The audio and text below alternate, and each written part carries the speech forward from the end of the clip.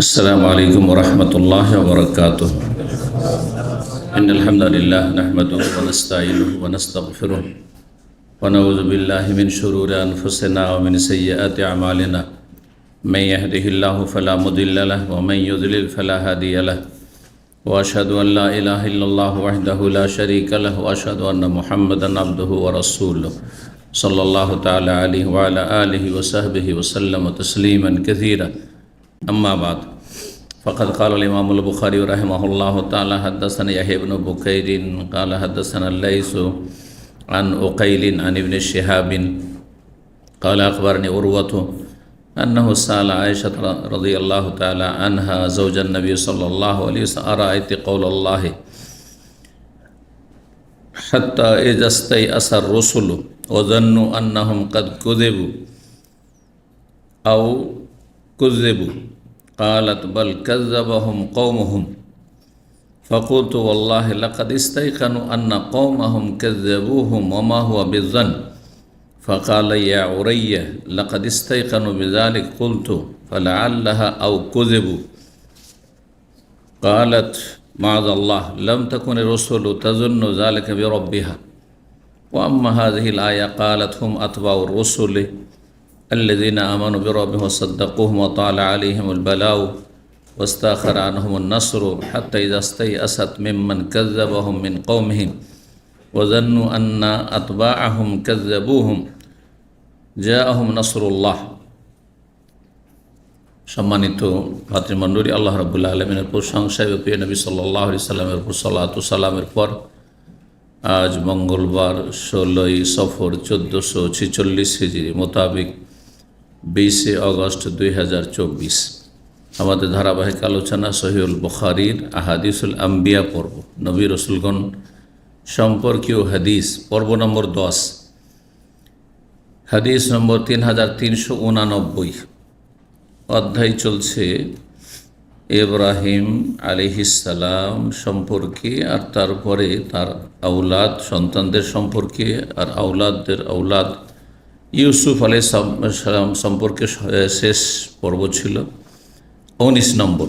তাতে কয়েকটি হাদিস আমরা গত সপ্তাহে ব্যাখ্যা বিশ্লেষণ করেছি আর এখন আরও 2টি হাদিস এই অধ্যায়ে রয়েছে।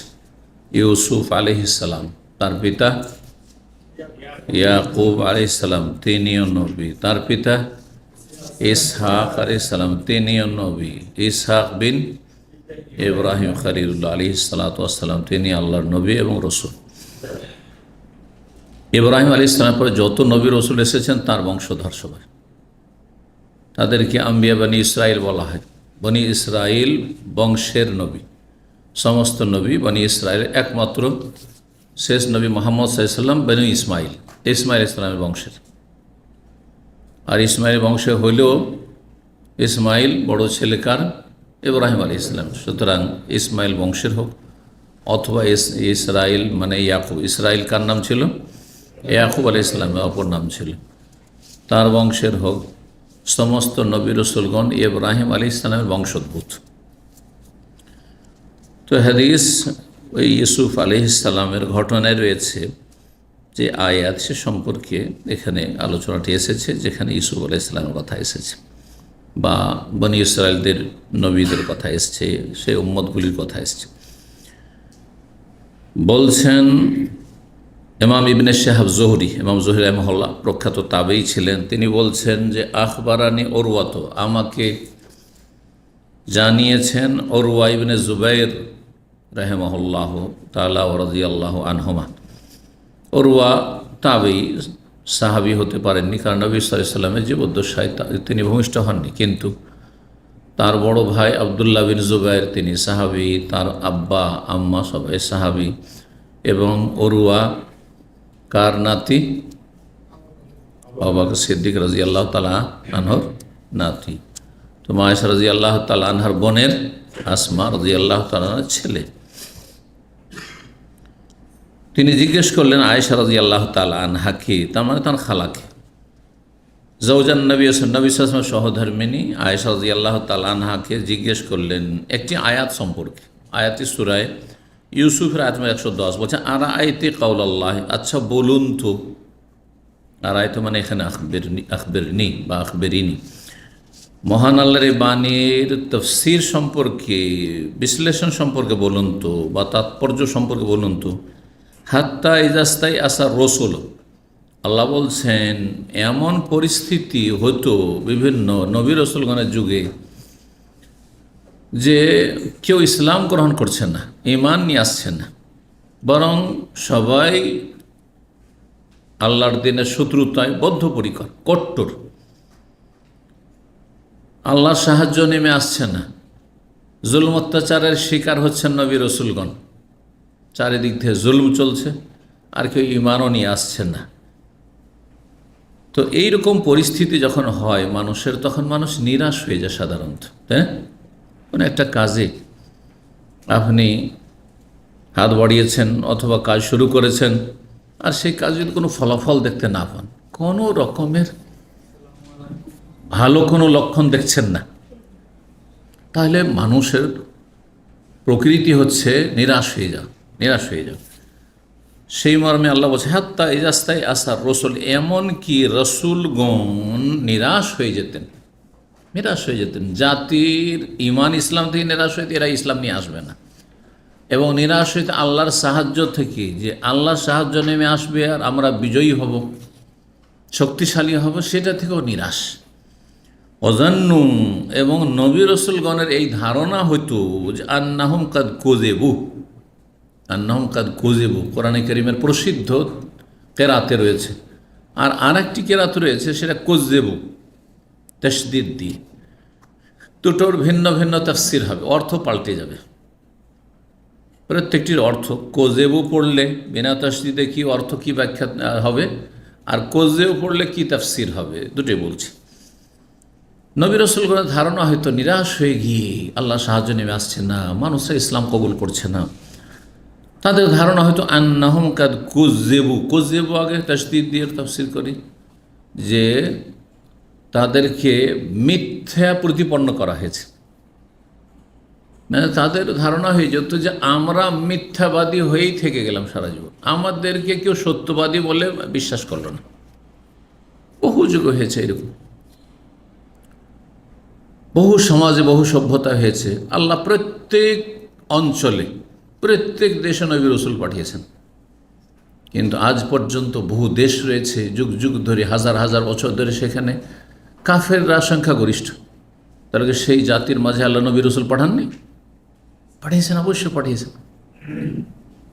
নিয়ে নেন ভারত উপমহাদেশকে, নিয়ে নেন, ভারতে অধিকাংশই হচ্ছে, 70% হচ্ছে অমুসলিম। তা আপনি কি মনে করেন যে হিন্দুদেরকে হেদায়েত কাজ আল্লাহ নবী রসুল পাঠাননি? অবশ্যই পাঠিয়েছেন, অবশ্যই পাঠিয়েছেন। কিন্তু আমাদের কাছে সেসব কাহিনী কোরআন হাদিসে আসেনি, সেই জন্য আমরা জানতে পারি। আর সব কাহিনী, সব ঘটনা বলি আল্লাহ বর্ণনা করবেন, এটাও আল্লাহ বলেননি যে সব বয়ান করব। রসুলান কাদ কাসাসনাহুম আলাইক, কিছু কিছু রসুল আছে, নবী আছে, যাদের কথা হে নবী তোমার সামনে বর্ণনা করেছি, এসব কাহিনী আমি বর্ণনা করেছি কোরআনে কারীমে। ও রসুল্লান নাম নাকসুসুম আলাইক, আর বহু নবী রসুলগণ রয়েছে যাদের কাহিনী আমি উল্লেখই করিনি, বর্ণনাই করিনি, নাম পর্যন্ত উল্লেখ করেনি। তাহলে ভারতের সভ্যতা, তারপরে চাইনিজ সভ্যতা, চিন্তা করেন যে কত বড় দেশ একটা চীন, আর কত সংখ্যাগরিষ্ঠ দেশ, সেখানে অধিকাংশ বুদ্ধিস্ট, অমুসলিম। তাহলে সেই জাতিকে হেদায়েতের জন্য আর নবী রসুল পাঠাননি? অবশ্যই পাঠিয়েছে। রাশিয়া বিশাল দেশ, কত জনসংখ্যা, অধিকাংশই সেখানে কাফের, অমুসলিম। তাহলে সেখানে নবী রসুল পাঠাননি? পাঠিয়েছেন, কিন্তু তাদের কথা আমাদের কাছে আসেনি। ঘটনা বলল আমাদের কাছে এসেছে, ইরাকে কোন নবী এসেছেন, শাম দেশে কোন নবী এসেছেন, আরব দেশে কোন নবী এসেছেন, এগুলো জানতে 25 জন নবীর কথা জানতে পেরেছি। এসেছে, দীর্ঘদিন তারা দাওয়াত দিয়েছেন, অনেক কষ্ট স্বীকার করেছেন, বরদাস্ত করেছেন, জুলমের শিকার হয়েছেন, আর বহু নবী রসুলকে খুন করা হয়েছে। কোরআনে কেন কানু ইয়াকতুলুন আম্বিয়া, কাফেররা নবী রসুলকে খুন করতো, হত্যা করতো। আর বহু নবী রসুলকে হয়তো খুন করা হয়নি, খুন করতে পারেনি, কিন্তু তারা দাওয়াত দিয়ে নিরাশ হয়ে শেষ পর্যন্ত মারা গেছেন। কিন্তু কি ওমা আমান আমাহিল্লা কালিল, হাতে গোনা কয়েকজন হয়তো ইমান নিয়ে এসেছে, ইমানকে গোপন রেখে দিয়েছে, সমাজে ইসলাম প্রতিষ্ঠিত হয়নি, আল্লাহর দিন প্রতিষ্ঠিত হয়নি, থেকে গেছে, কাফেরদের সংখ্যা বেশি থেকে গেছে।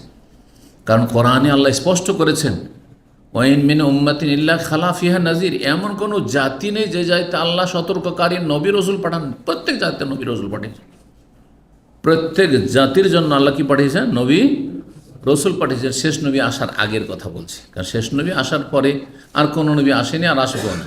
আর শেষ নবী সারা বিশ্বের সমস্ত মানুষের জন্য এসেছেন, সুতরাং শেষ নবীর জামানা তো আর কোনো নবী আসেন। কিন্তু তার আগে বনি ইসরায়েলদের যুগে একই জামানায় একাধিক নবী থেকেছেন। ইয়াহিয়া আলাইহিসসালাম, ঈসা আলাইহিসসালাম, মূসা আলাইহিসসালাম, কাছাকাছি মূসা হারুন, দুই ভাই নবী রসুল। ইয়াহিয়া ঈসা তারা আত্মীয়, একই যুগের নবী।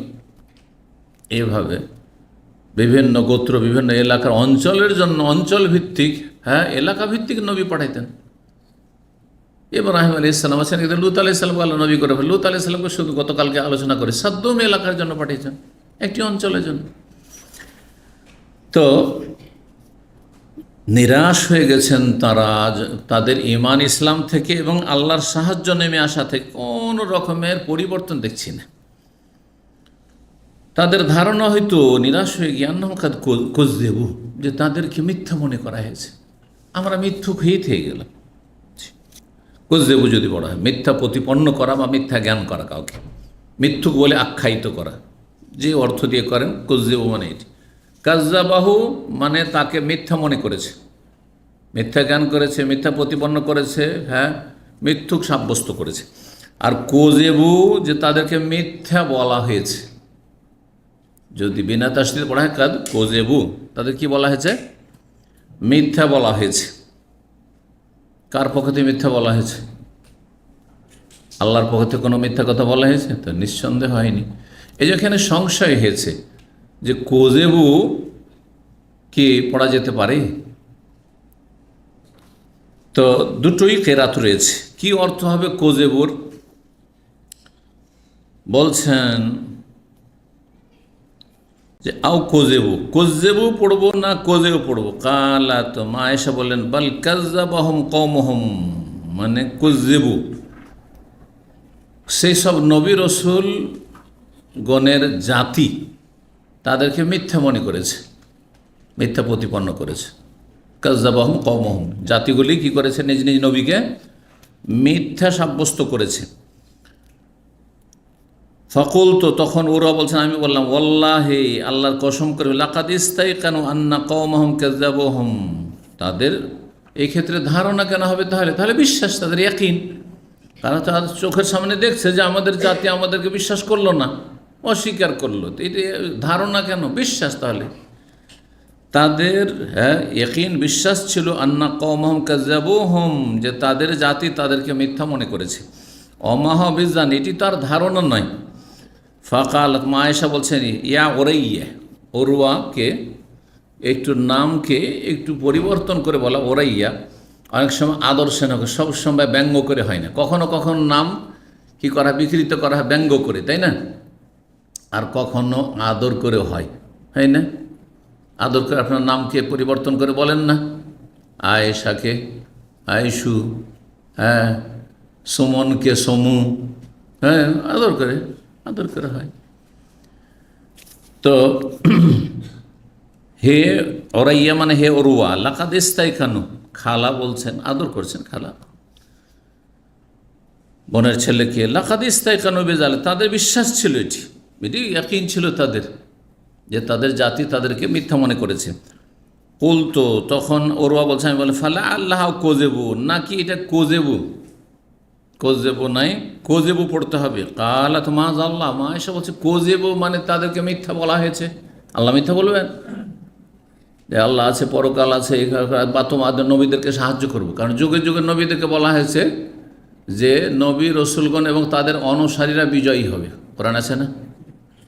জি, ওয়াইন্না জুন্দানা লাহুমুল গালিবুন, আমার সেনাবাহিনী বিজয়ী হবে। তার কথা বল্লাহ, আল্লাহ চূড়ান্ত ফয়সালা করে লিখে রেখেছেন, লিখে দিয়েছেন। লা আগলিবান্না আনা ও রসুলি, আমি এবং আমার রসুলগণ বিজয়ী হবে। তো বিজয়ী কোথায়? সারা জীবন জুলম বরদাস্ত করতে করতে থেকে গেলাম, আর কেউ ইসলামও কবুল করলো না, কুফরি শক্তিশালী হয়ে থেকে গেল, আর কাফেরা শক্তিশালী হয়ে থেকে গেল, তো কোথায় বিজয় হলাম?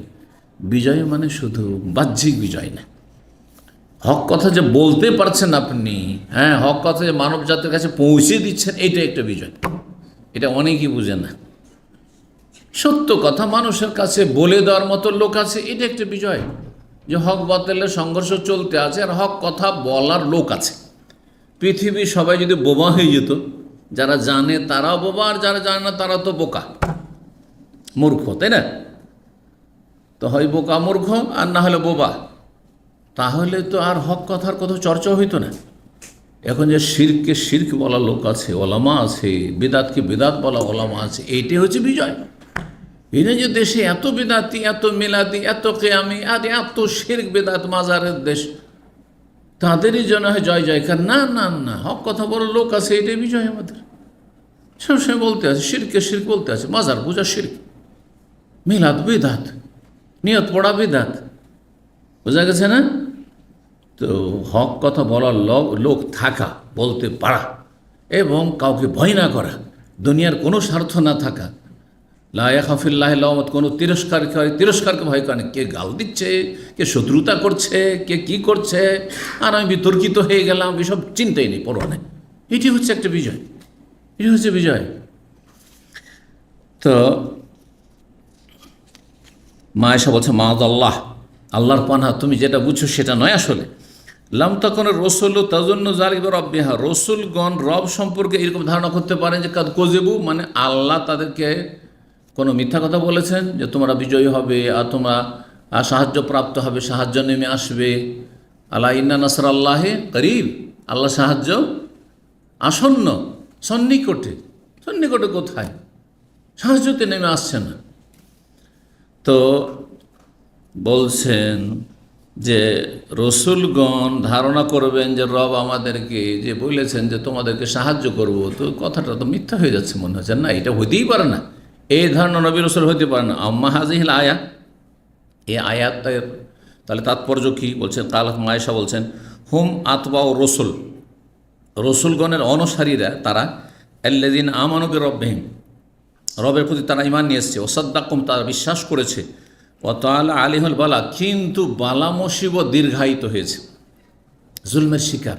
ঈমান ইসলাম নিয়ে এসছে, বিশ্বাস করেছে, ভালো আমল করেছে, কিন্তু বালা মুসিবত দূর হয় না, জালেমের জুলম দূর হয় না।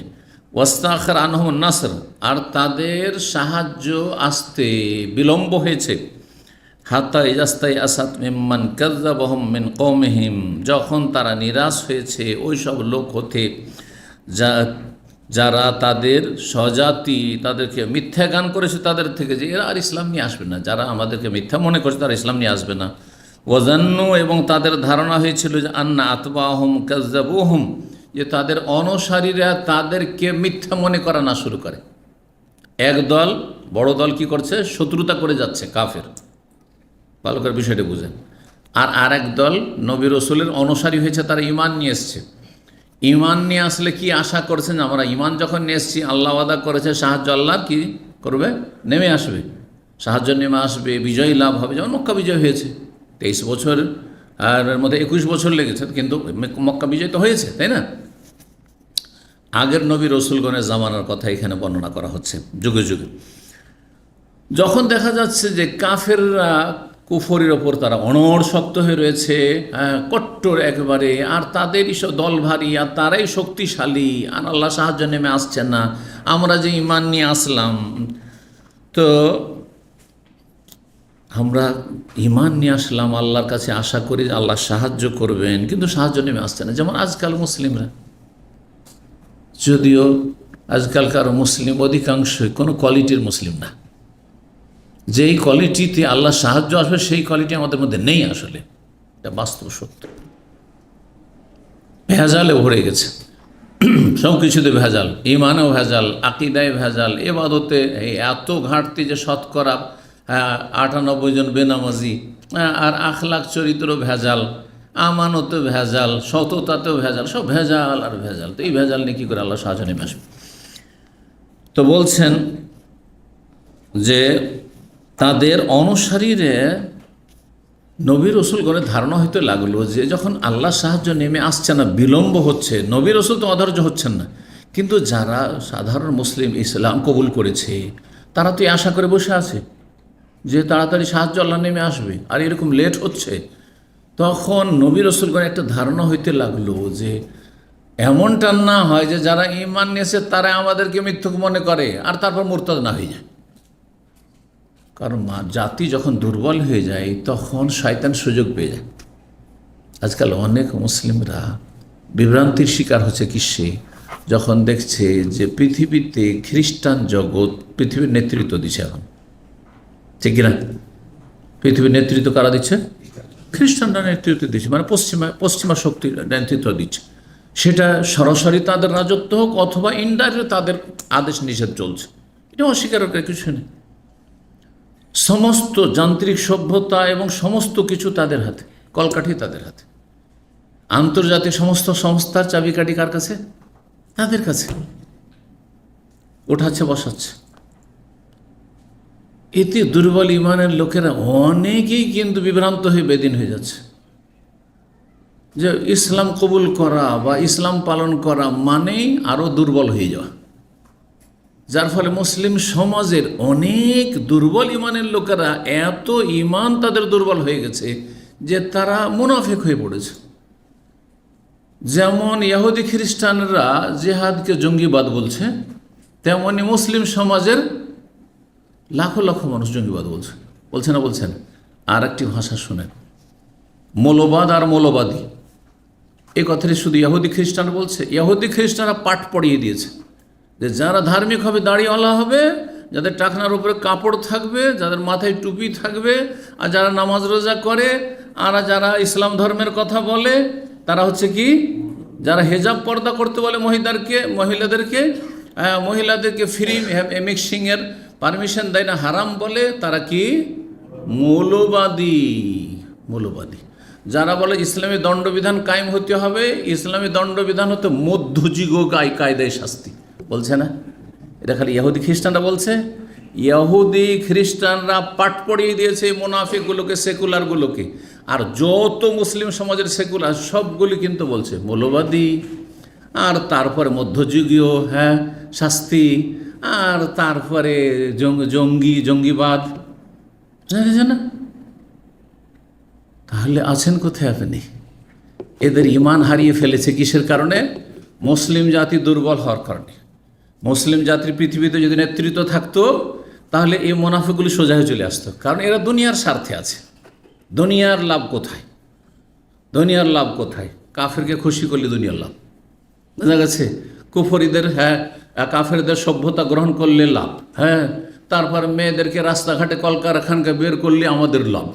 কারণ চরিত্রহীন তারা চায় যে নারীদের ইজ্জত নিয়ে খেলা করবে, নারীদেরকে তারা সম্মানিত করতে চায় না। ব্যাপারটা হচ্ছে আসলে আর কি। তো অনেকের জন্য এটি পরীক্ষার কারণ। কয়জন এই যুগে প্রতিকূল অবস্থায় ইসলামকে আঁকড়ে ধরে আছে? আপনি ইসলামকে আঁকড়ে ধরে আছেন, আপনার ছেলে মেয়েরা সাবালিকা হওয়ার পর আর ইসলামকে ধরে রাখতে চায় না, বাড়ি থেকে বিদায় করে দিচ্ছে। দেখুন বাস্তব সত্য যে ধার্মিক পরহেজগারের বাড়িতে বেনামাজি, প্রোডাকশন বেনামাজি, দিনদার পরহেজগার, এদিকে দাড়ি টুপি আর মুসল্লি, তাহাজ্জুদ গুজার, আর মেয়ে বেহাবে পড়তা, কলেজ ইউনিভার্সিটিতে প্রফেসর লেকচারার, আর তারপরে নার্সিং আর অমুক আর তুমি সবই করছে।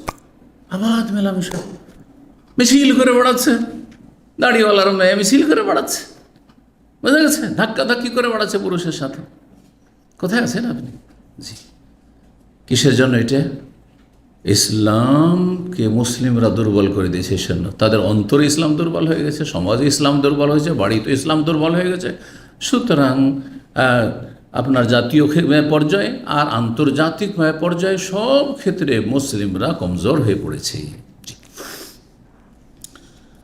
তো বলছেন তাদের ধারণা হয়েছে আন্নাত বাহম কাজ্জাবুহুম, যে তাদের অনুসারীরা তাদেরকে মিথ্যা মনে করতে লাগবে। যা আহম নাসরুল্লাহ, এইরকম পরিস্থিতি তখন আল্লাহ সাহায্য নেমে আসে। অনেক প্রতীক্ষার পরে আল্লাহ সাহায্য নেমে আসে। যেমন এখন যেইভাবে ইহুদিদের কাছে ফিলিস্তিনের মুসলিম ভাই বোনেরা মার খাচ্ছে, এই পরিস্থিতিতে মানুষ ধারণা করতে পারে না যে আল্লাহ সাহায্য নেমে আসতে পারে। কিন্তু আল্লাহর সাহায্য নেমে আসবে, তার জন্য বেশ কিছু শর্ত রয়েছে।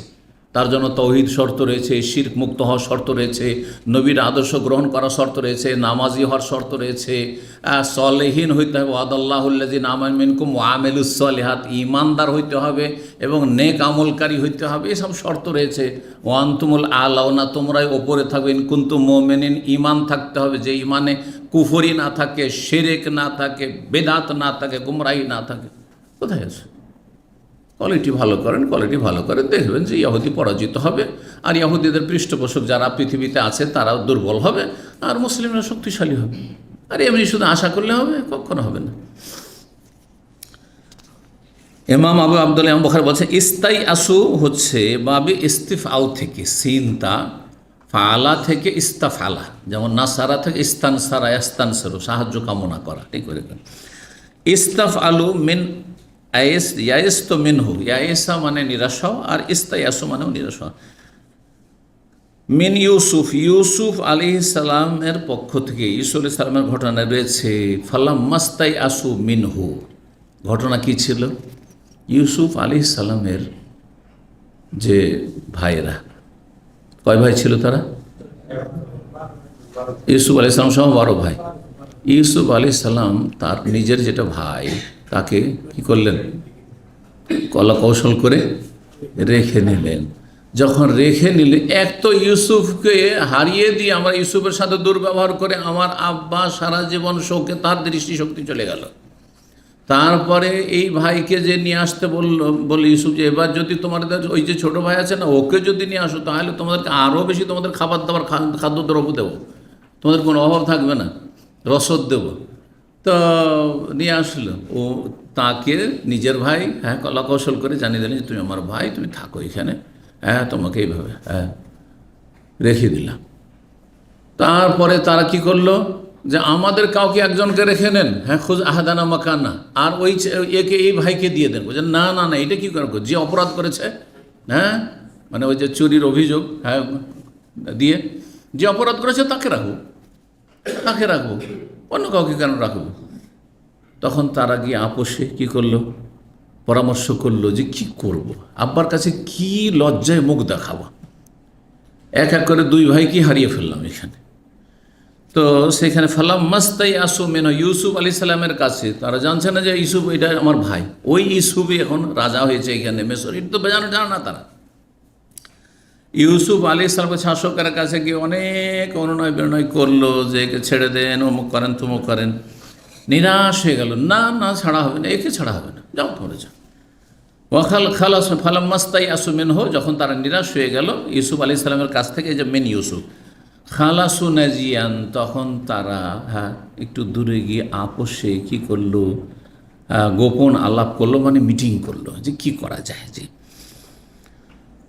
তো এই ছিল। আর তারপর আজকে আয়াত হয়েছে ওয়ালা তাই আসুমির রাউহিল্লাহ, তোমরা নিরাশ হয়েও না আল্লাহর রহমত থেকে। রাউহুল্লাহ মানে রাহমতুল্লাহ, আল্লাহর রহমত, অনুগ্রহ থেকে, মানে মানাহ মিনার রাজা, আল্লাহর কাছে আশাবাদী হওয়াতে নিরাশ হয়েও না, সবসময় আশা রাখি। প্রতিকূল অবস্থায় আল্লাহর কাছে আশা রাখতে হয়। আপনি মারাত্মক অসুস্থ, তার মানে আপনি আরোগ্যের আশা রাখবেন না, এমনটা নয়। আপনি আর্থিক চরম সংকটে আছেন, অভাবে আছেন, তার মানে আপনি নিরাশ হয়ে যাবেন, জীবনে মনে হয় আমি আমার দারিদ্র্য মোচন করতে পারবো না, অভাব ঘুচবে না, না কখন না, সবসময় ভালো আশা রাখবেন। ওলা তাই আসমির রাহিল্লা।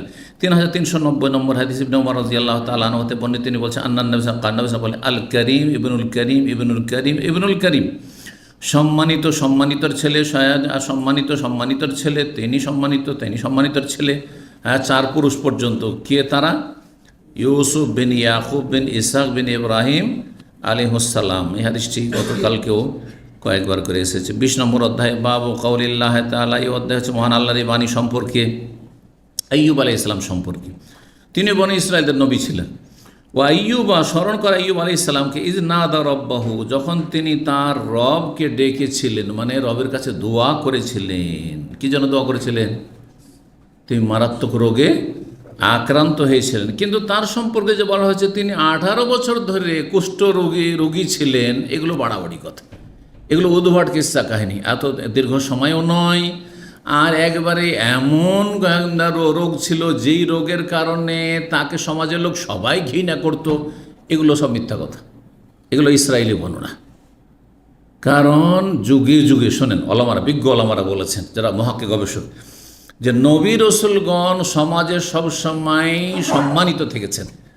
আর একটা লোক কুষ্ঠ রোগী হবে, তিনি আল্লাহর নবী, তাকে আল্লাহ পরীক্ষা করবেন কুষ্ঠ রোগী করে, আর তারপরে লোকেরা তাকে, সমাজের লোকে ঘৃণা করবে, আর তার গ্রাম থেকে বের করে দিবে, গ্রাম থেকে সমাজ থেকে তো বের করলো, এমনকি স্ত্রী ছেড়ে চলে গেল, এই হলো সেই হলো। এইটা হয় না, তা হয় না। তাহলে এগুলো কি সব গাঁজাখড়ি কিচ্ছা কাহিনী, সব ইসরায়েলি বর্ণনা, ইহুদি নাসারাদের কিতাবে বর্ণনা, এগুলো কোরআন হাদিসে কোথাও আসেনি, বিশুদ্ধ তফসিরে নেই এগুলো কাহিনী। তবে তিনি একটা দুরারোগ্য রোগ হওয়া আলাদা কথা, আর অরুচিকর রোগ হওয়া আলাদা কথা। ভিতরে আমাদের আপনাদের অনেকের দুরারোগ্য রোগ আছে, জীবনও ভালো হবে না। কারো সুগার আছে, কারো প্রেশার আছে, কারো কষ্ট আছে, চলতে আছে, হার্টের রোগী চলতে আছে, 50 বছর হার্টের রোগ নিয়ে বেঁচে আছে না নাই? দুরারোগ্য রোগ, কিন্তু অরুচিকর রোগ তো নয়।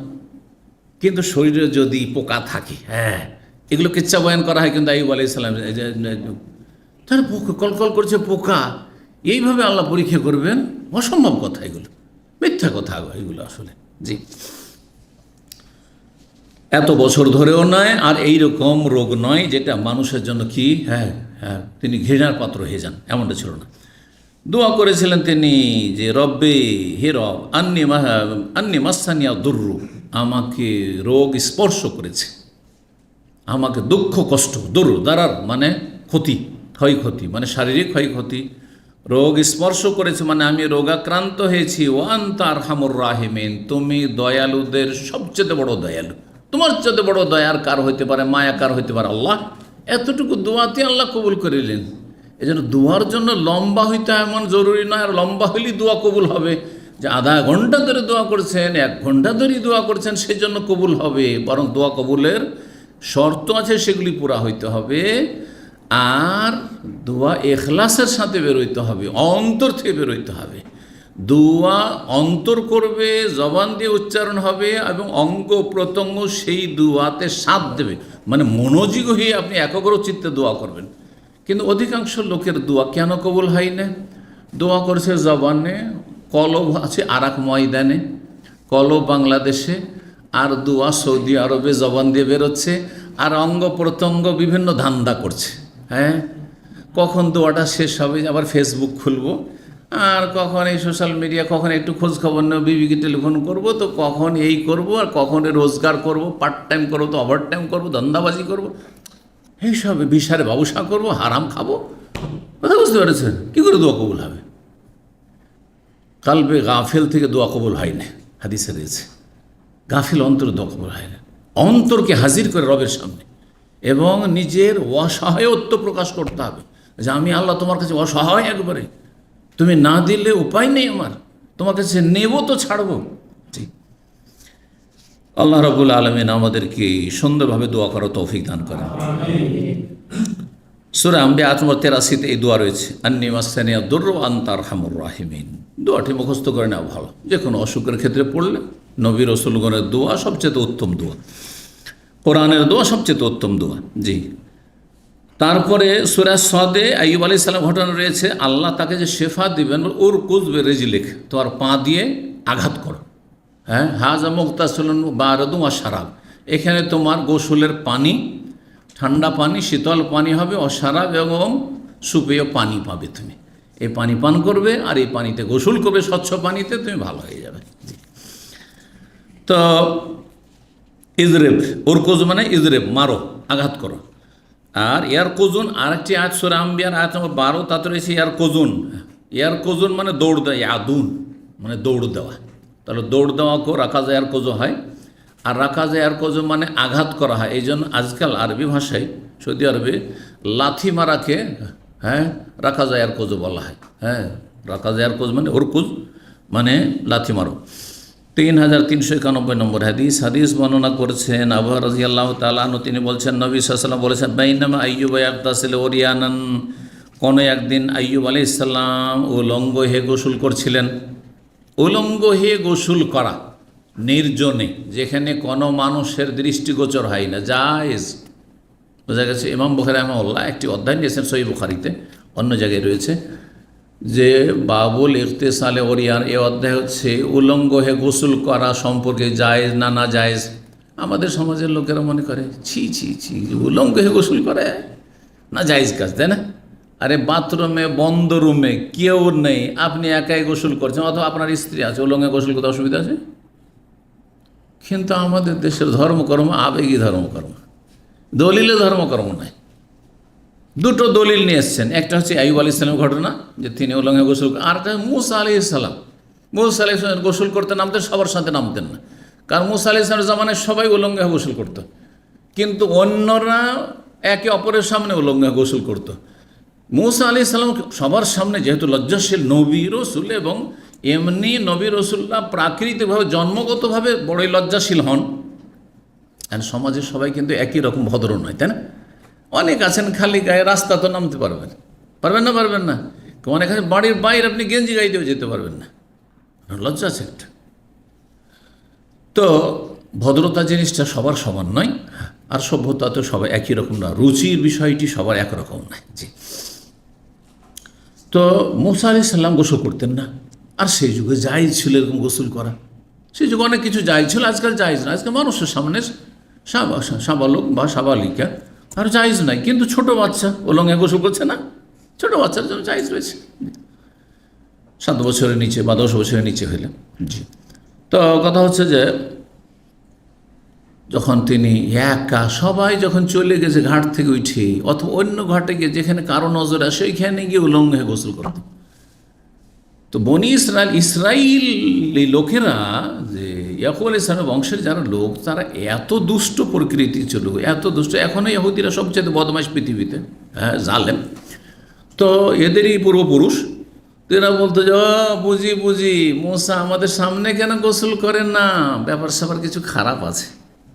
কি খারাপ আছে? কোনো রোগ আছে ভিতরে, শরীরে কোনো রোগ আছে। কেউ বলেছেন যে যেটাকে বলা হয় একশিরা বলা হয়। একশিরা বুঝেন?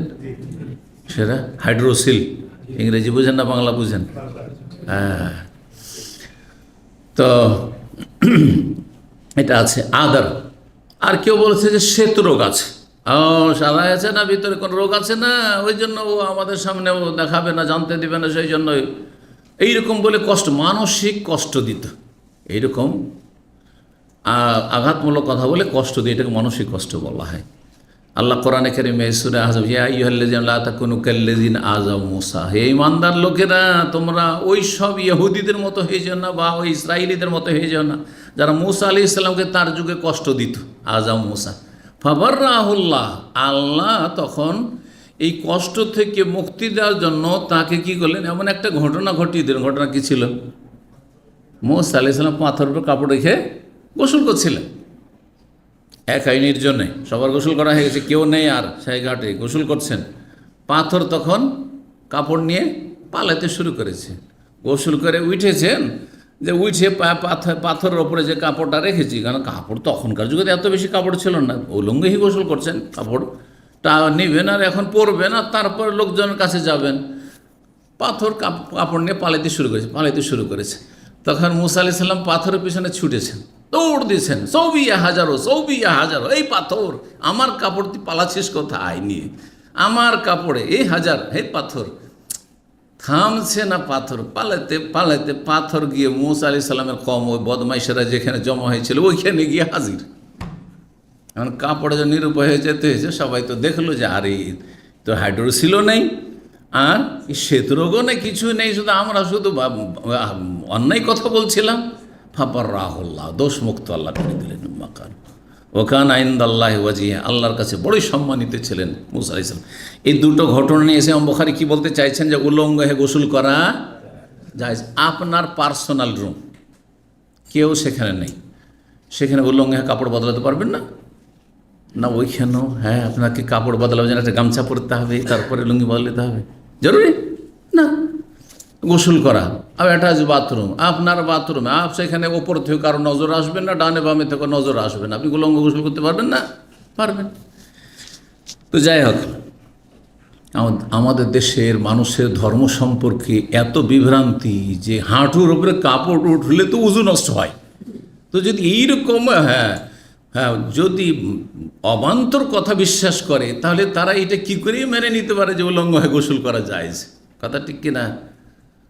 যখন সৌদি আরবে আমরা প্রথম তখন বাঙালি অনেকে এসে বলে, সৌদি আরবে হুজুর, সৌদি আরবে সবই ভালো, কিন্তু এদের উজু টুজু হয় না, তো এদের উজু হয় না। আর উজু না হলে কি নামাজ হবে? কেন উজু হয় না? বলছে জুব্বাকে উঠিয়ে এইভাবে বেঁধে নিচ্ছে কোমরে, আর হাঁটুর ওপরে কাপড় দিচ্ছে, উজু করছে। বলে অসুবিধাটা কোথায়? বলছে হাঁটুর ওপরে কাপড় হলে উজু থাকবে। আমি যে কোথায় পেলে তুমি দেখাও দেখি, তোমাদের হানফি কিতাবে দেখাও দেখি, কদরিয়ার হেদায়েতে দেখাও দেখি কোনখানে আছে যে হাঁটুর ওপর কাপড় উঠলে উজু নষ্ট হবে। কোনো মজহাবই না এটা, হানাফিও না, শাফিও না, মালিকও না, হাম্বেলি না, আহলে হাদিস না, কিছুই না এটা। বুঝা গেছে? তো এমন ভ্রান্ত বিশ্বাস আমাদের দেশের মানুষের রয়েছে ধর্ম সম্পর্কে, হাস্যকর। যাই হোক, চলেন, এইটি একটি দলিল যে উলঙ্গ হয়ে গোসল করা যায়, কিন্তু শর্ত হচ্ছে কারো নজর যেন না আসে। আইয়ুব আলাইহিস সালাম উলঙ্গ হয়ে গোসল করছিলেন। খাররা আলাইহি রিজুলু জারাদি মিন যাহাব, হঠাৎ করে গোসল করেছেন, ওই সময় স্বর্ণের পঙ্গপাল বর্ষণ শুরু হয়েছে। পঙ্গপাল বুঝেন তো? এক ধরনের ফড়িং, আরব দেশে পাওয়া যায় খুব, মদিনায় খুবই বেশি আসে। মাঝে মাঝে মসজিদ নয় ভর্তি হয়ে যেত। আর আরবরা তো আমাদের দেশে চিংড়ি মাছের মতো করে খায়। আপনারা চিংড়ি মাছ যেমন খুব বড় টেস্টের সাথে, মজার সাথে খান ভাজি করে, ঠিক তেমনি আরবরা এই পঙ্গপাল ফড়িং ভাজি করে খায়। তা আপনাদের জন্য রুচি হয় না, কারণ আপনারা অভ্যস্ত না। ওই রকমই যদি আরবরা চিংড়ি মাছ খাওয়া অভ্যস্ত না হয়, তো বলছে ওইটাও তো আমাদের কাছে পোকা, ঠিক কিনা? এই জন্য হানাফি মজহাবে চিংড়ি মাছ খাওয়া মকরুহ, কারণ ওরা এটা পোকা ভেবেছে। হানাফি ফকিরা চিংড়ি মাছকে কি বলেছে? মাছ বলেনি, পোকা বলেছে, সেই জন্য মকরুহ তাদের কিতাবে আছে। আসলে মকরুহ ফকরুহ না। বোঝা গেছে? জি। খেয়েছেন কেউ পঙ্গপাল? আরবদের মতো খাননি, কিন্তু অনেকে তো সান্ডা খেয়েছেন। সৌদি আরবে এসে অনেকে সান্ডা খেতে শিখেছেন, অনেকে খরগোশ খেয়েছেন, অনেকে কাঁকড়া খাচ্ছেন। দেশে কিন্তু কাঁকড়া খায় না, কারণ হানাফি মজহাবে কাঁকড়া মকরুহ, গোটাও মকরুহ। কিন্তু এখানে এসে কাঁকড়া অনেকে খেয়েছেন, কিন্তু কার নাই? তো পঙ্গপাল খেতে অসুবিধা কি? যেমন কাঁকড়া তেমনি পঙ্গপাল, কোনো অসুবিধা নেই। জারাত।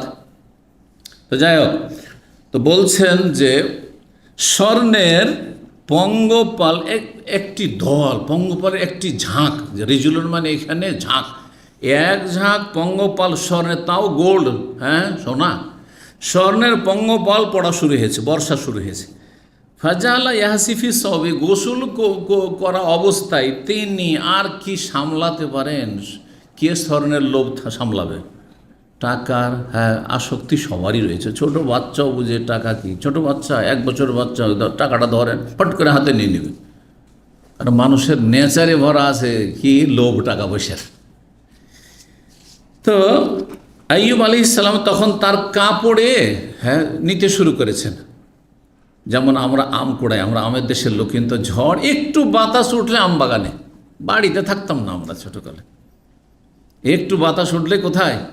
আম বাগান নেই। যে যতটা কুড়াইতে পারে, আম এত পড়েছে, যখন ঝড় শুরু হয়ে গিয়েছে, আল্লাহু আকবার, আম এত পড়ে আছে, একটা টাকা কুড়ি আর পোষায় না।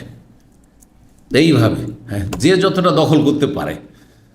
তো ওই রকমই তিনি কি করেছেন? এই স্বর্ণের পঙ্গপাল কুড়াইতে শুরু করেছেন আর কাপড়ে নিতে শুরু করেছেন। ফানাদাহু রব্ব, তখন আল্লাহ ডাকছে, যেহেতু তিনি নবী, আল্লাহ তাকে ডাকছেন। ইয়া আইয়ুব, হে আইয়ুব, আলাম আকুন আগানে তো কাম্মা। তার আইয়ুব আলাইহিস সালাম খুব ধনী মানুষ ছিলেন, অনেক পয়সার মালিক, ধন দৌলতের কোনো অভাব ছিল না। এত ধন সম্পদ, তারপরে তুমি লোভ সামলাইতে পারছো না। আল্লাহ পরীক্ষামূলক কী করেছেন? স্বর্ণ বর্ষাইতে, স্বর্ণের পঙ্গপাল বর্ষাইতে শুরু করেছেন, আর উনি কুড়াইতে শুরু করেছেন। বলছেন, হে আইয়ুব, তোমাকে কি, তুমি যা দেখতে পাচ্ছ চোখের সামনে, তা থেকে অমুখাপেক্ষী করি না, অভাবমুক্ত করিনি? আলা বালা, আল্লাহ তুমি অবশ্যই আমাকে সচ্ছল করেছো, অভাবমুক্ত, আমার কোনো প্রয়োজন নেই, অভাব নেই। ইয়া রব, হে রব, ওয়ালাকিন লা গিনালি আন বারাকাতিকা, তবে তোমার বরকত থেকে আমি অমুখাপেক্ষী না। তুমি বরকত নাজেল করেছো, স্বর্ণ চোখের সামনে, আমি ছেড়ে কেন দেবো? বোঝা গেছে না? এই জন্য অনেকে সৌদি আরব যখন প্রথম আসেন তখন কল্পনা জল্পনা নিয়ে এসছেন, 5 লাখ টাকা হইলে আর বিদেশে কষ্ট করে থাকবো না। আছে না নেই? এটা কিন্তু অনেকের আছে, অনেকের আছে। 5 লাখ টাকা হইলে আর বিদেশে বউ বাচ্চা ছেড়ে থাকবো না, এত কষ্ট করে 2 বছর 3 বছর থাকবো না। 5 লাখ কেন, 20 লাখ 30 লাখ 1 কোটি টাকা হয়ে গেছে, অনেক সম্পদ হয়ে গেছে, আর লোভ সামলাইতে পারেন না। মাস গেলে বেতন, আর রিয়ালে বেতন, 1 রিয়াল মানে 29-30 টাকা, যেমন তখন কথা ছাড়া যায়। আর লোভ সামলাতে 25-30 বছর হয়ে গেল, পুরো যৌবনটাই চলে, সারা জীবনটাই বিদেশে চলে গেল। কথা ঠিক কিনা বলেন দেখি? বাস্তব সত্য।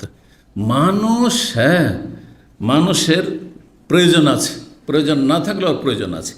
তাই বলছেন আইয়ুব আলাইহিস সালাম রাস্তা বের করে, আল্লাহ তুমি, তোমার বরকত নাজল হচ্ছে, তোমার বরকত থেকে কি আমি অমুখাপেক্ষী? নাজল হচ্ছে, সেই জন্য আমি কুড়াচ্ছি। 21 নম্বর অধ্যায় হচ্ছে বাবন, এই অধ্যায় হচ্ছে ওয়াজকুর ফিল কিতাব মূসা, স্মরণ করো কোরআনে কারীমে মূসা আলাইহিস সালামের কাহিনী। ইন্নাহু কানা মুখলাসান, তিনি বড় নিষ্ঠাবান ছিলেন। ওয়া কানা রাসূলান নবী, তিনি নবীও ছিলেন, রাসূলও ছিলেন। ও নাদাইনাহু মিন জানিবিত তুরিল আইমান, এবং তাকে আমি ডাক দিয়েছিলাম তুর পাহাড়ের দক্ষিণ দিক থেকে। আইমান ডান, ডান দিক থেকে মানে দক্ষিণ দিক থেকে। এই জন্য ডানপন্থী দক্ষিণপন্থী বলে না? জি। বা ডানপন্থী আর বামপন্থী বুঝেন তো? জি। তো তুর পাহাড়ের দক্ষিণ দিক থেকে তাকে ডাক দিয়েছিলাম। ওয়াকাররাবনাহু নাজিয়া, এবং তাকে বলছেন ওয়াকাররাবনাহু নাজিয়া, তাকে অন্তরঙ্গ আলাপে নৈকট্য দান করেছিলাম। ওয়াকাররাবনাহু, তাকে নৈকট্য দান করেছিলাম। নাজিয়ান মানে গোপন আলাপে, অন্তরঙ্গ আলাপে মানে আল্লাহ তাকে কাছে ডেকে তার সাথে কথা বলেছেন, কাছে ডেকে তার সাথে কথা বলেছেন। জি, কথা বলেছেন মানে আল্লাহকে দেখেছেন না, কারণ অন্য আয়াতে ঘটনা বর্ণনা করা হয়েছে যে মূসা আলাইহিস কি বলছে, রব্বে আরেনি কাইফা, রব্বে আরেনি আনজুর ইলাইক, আল্লাহ একটু তুমি দেখা দাও না, একটু আমি তোমাকে দেখতে চাই। তখন আল্লাহ কি বলেছে, লান তারানি, আমাকে দেখতে পারবে না তুমি, সম্ভব নয়, এ পৃথিবীর চোখ দিয়ে রবকে দেখবে, এটা অসম্ভব। আল্লাহ একটু দেখতাম না, ছোট বান্দা, একটু দেখতাম। দেখছি ওয়ালাকিন উনজুর ইলাল জাবাল, দেখো পাহাড়ের দিকে, দেখো পাহাড়ের দিকে তাকাও। ফাইন ইস্তাকার রামাকানু, পাহাড় যদি আপন জায়গায় স্থির থেকে যায়, চূর্ণ বিচূর্ণ না হয়, ফাসাউফা তারানি, তাহলে তুমি দেখতে পারবে। ঠিক আছে, পাহাড়ের দিকে তাকিয়ে থাকলেন যে আল্লাহকে একটু হয়তো দেখতে পাবো, আল্লাহর দর্শন দুনিয়াতে হবে। ফালাম্মা তাজাল্লা রব্বুহু লিল জাবাল, আল্লাহ কোরআনে বলছেন যখন রবের তাজাল্লি হইল, রবের নূর বিচ্ছুরিত হইল পাহাড়ের ওপর, সে কতটুকু?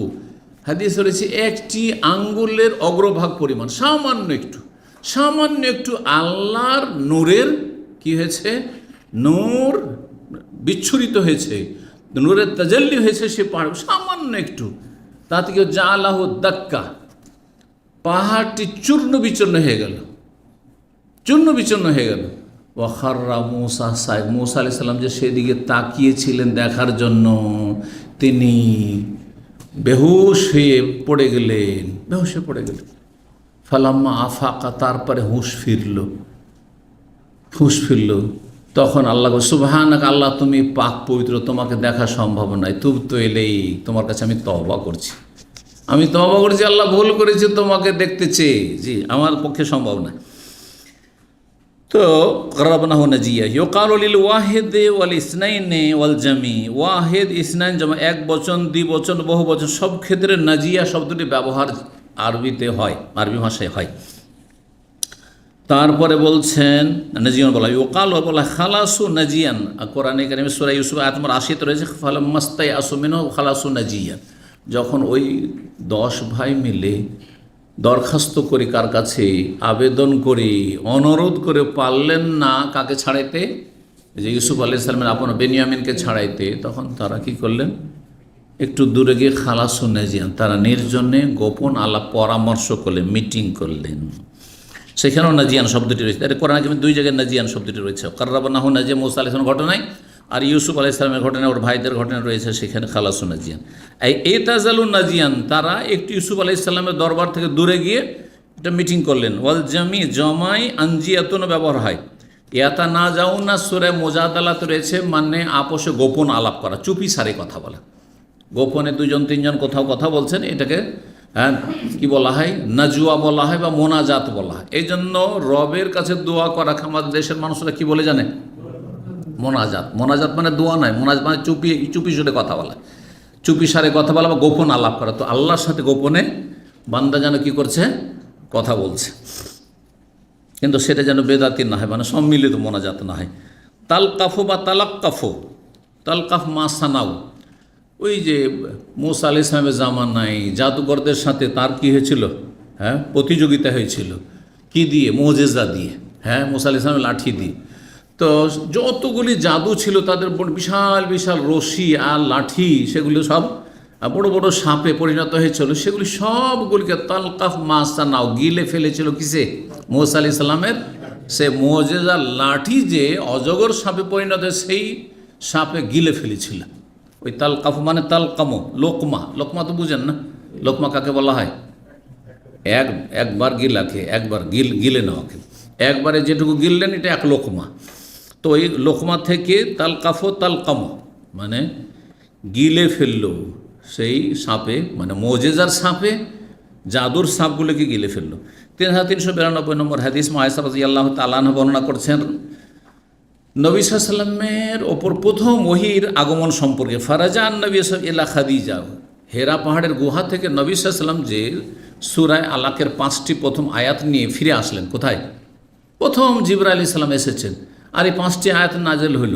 আর তারপরে ইকরা ইয়া মুহাম্মদ বলে 3বার করে যে চেপে ধরেছিলেন জিবরাইল আলাইহিস সালাম, তারপরে তিনি এত ভয় পেয়েছিলেন যে থরথর করে কাঁপছেন, শরীরে জ্বর চলে এসছে, আর বড়ই শীত লাগছে, ঠান্ডা লাগছে। জাম্বেলুনি জাম্বেলুনি, আমাকে কম্বল উড়িয়ে দাও, কম্বল জড়িয়ে দাও, কম্বল জড়িয়ে দাও। ওই ঘটনা এখানে সঙ্গে বর্ণনা করা হয়েছে। নবী সাল্লাল্লাহু আলাইহি ওয়াসাল্লাম ফিরে আসলেন খাদিজার কাছে। ইয়ারজুফু ফুয়াদ, সেই সময় তার অন্তর থরথর করে কাঁপছিল। ফুয়াদ মানে কলব, কলবকে ফুয়াদ বলা হয়। আফএদা, সূরা ওয়াইলুল লিকুল্লি হুমাযাতিন তাত্তালিউ আল আফএদা, আফএদা ফুয়াদের বহুবচন। ফান্তালাকাত বিহি ইলা ওয়ারাকা বিন নওফল, তখন খাদিজা রাদিয়াল্লাহু তাআলা আনহা নবী সাল্লাল্লাহু আলাইহি ওয়াসাল্লামকে নিয়ে কোথায় গেলেন? ওয়ারাকা বিন নওফলের কাছে গেলেন। ওয়ারাকা বিন নওফল তার চাচাতো ভাই ছিলেন। ওয়াকানা রাজুলান তানাসসারা, তিনি একজন এমন ব্যক্তি ছিলেন যিনি খ্রিস্টান হয়ে গেছিলেন।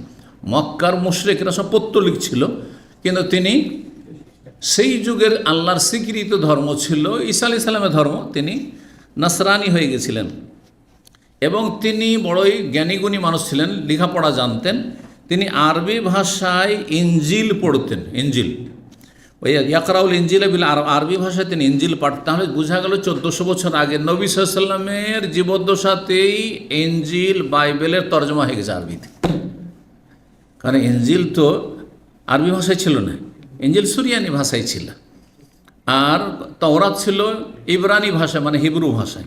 ইব্রানি ভাষাকে ইংরেজিতে হিব্রু বলা। তো প্রাচীন ভাষা এগুলো।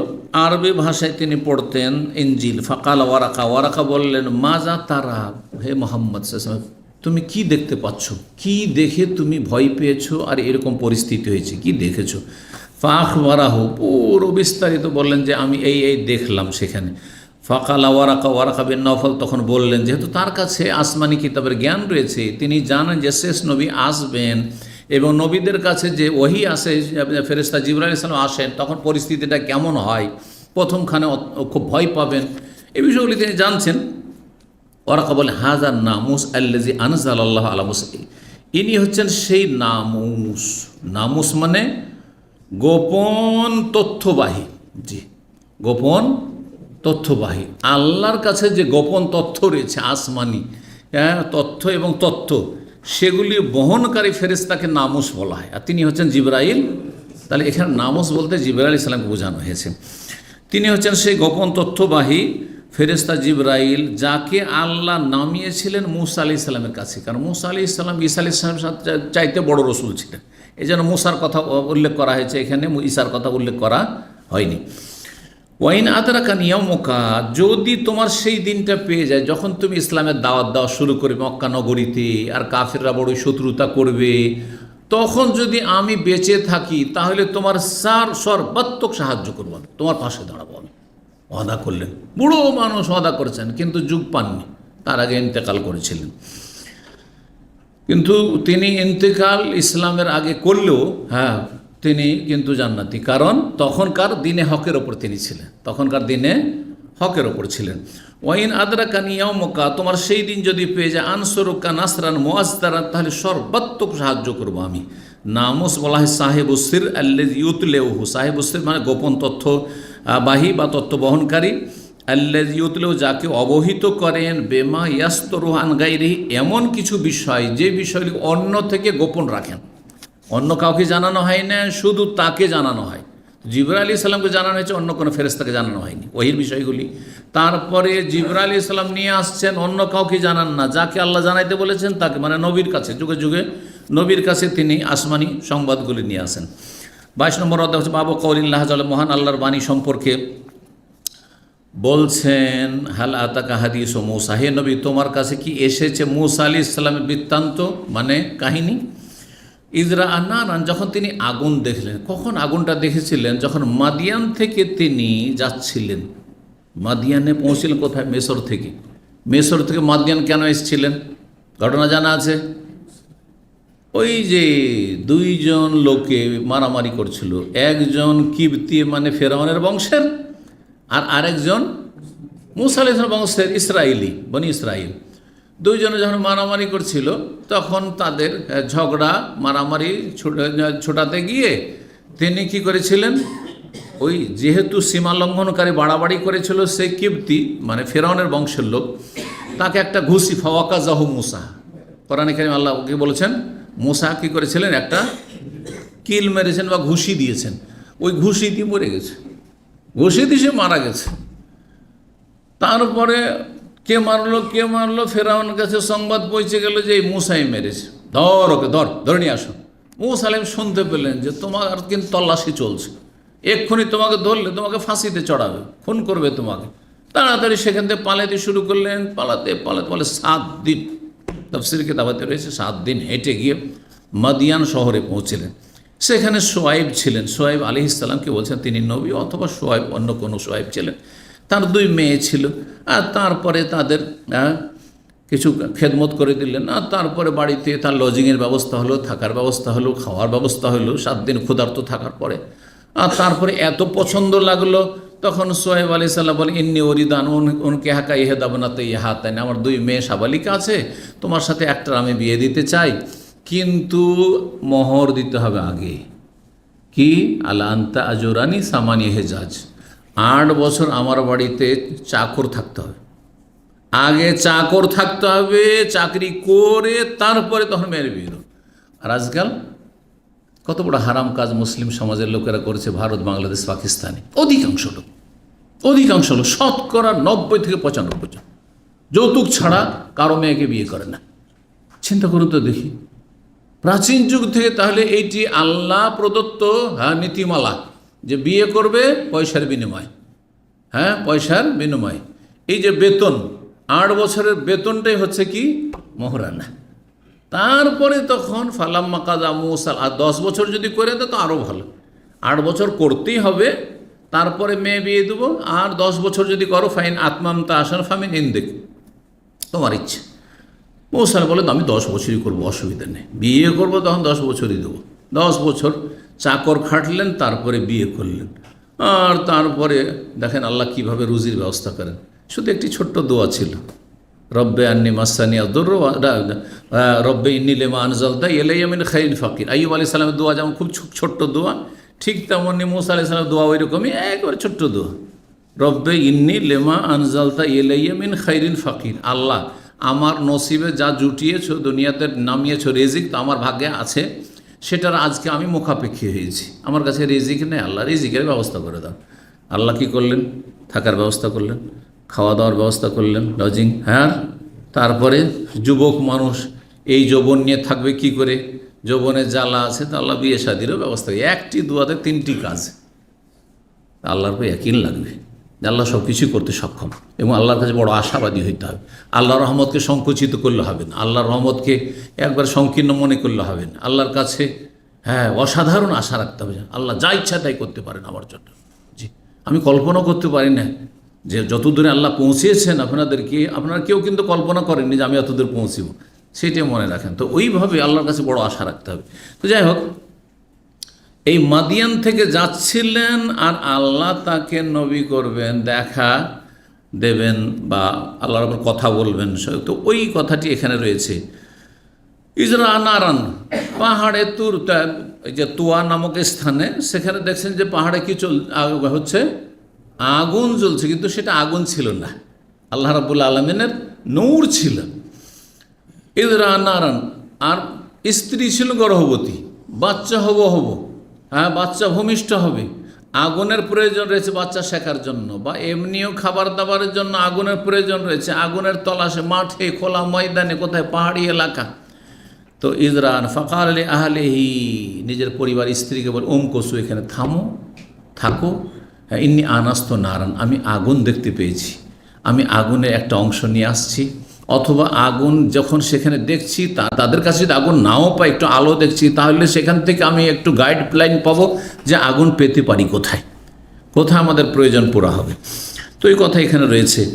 আনাস্ত মানে আবসার, তো আমি দেখেছি, আনাসা মানে দেখা। এই জন্য ইনসানকে ইনসান কেন বলা হয়, এর কয়েকটি কারণ বর্ণনা করা হয়েছে। তার মধ্যে একটি হচ্ছে ইনসান নেসিয়ান থেকে, আর নেসিয়ান মানে ভুলে যাওয়া।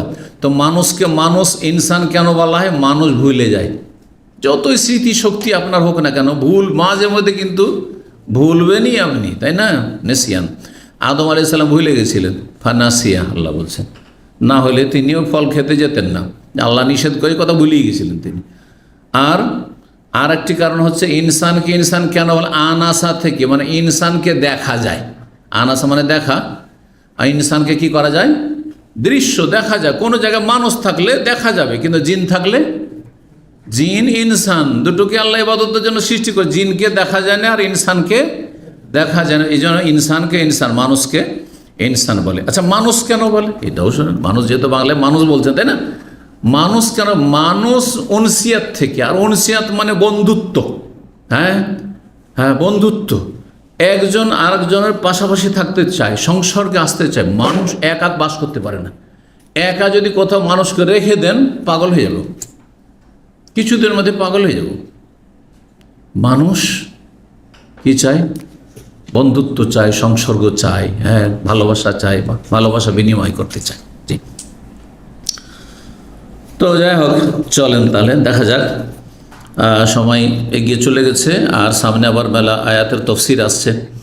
তো বলছেন যে আনাস্ত মানে আবসার, তো আমি দেখেছি, নারান আগুন, লাল্লি আতিকুমিন হাবি কাবাসেন, সেখান থেকে আমি জ্বলন্ত আগুন, তোমার জন্য জ্বলন্ত আগুন নিয়ে আসি।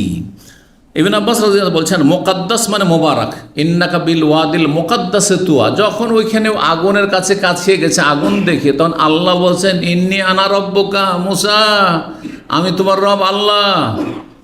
আর তোমাকে আমি চয়ন করেছি, নির্বাচিত করেছি নবী রসুল করে, ওয়ান আখতারতুকা লিমা ওয়াহি নাযিল করার জন্য। আর তুমি কোথায় আছো জানো, ইন্নাকা বিল ওয়াদিল মুকাদ্দাসে, তুমি পবিত্র, মোবারক, বরকতপূর্ণ, তুমি উপত্যকায় অবস্থান করছো এখানে, যার নাম হচ্ছে তুয়া, ইসমুল ওয়াদি, সে উপত্যকার নাম ছিল তুয়া।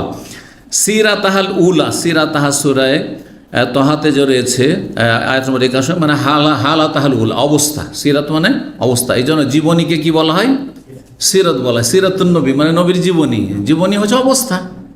জীবনী মানে অবস্থা, তার বিভিন্ন অবস্থা, চারিত্রিক অবস্থা, পারিবারিক অবস্থা, সামাজিক অবস্থা, ধর্মীয় অবস্থা, সব অবস্থা মিলে হচ্ছে সিরাত। সিরাত আর সুরত, বুঝলেন তো? সুরত মানে রূপ চেহারা, আর সিরাত মানে জীবনী অবস্থা। সিরাত হাল উলা হালাতাহা নোহা, ইন্না ফি যালিকা লাআয়াতিল উলিন নোহা। নোহা মানে কি, আয়াত নম্বর 54 সূরায়ে তহার।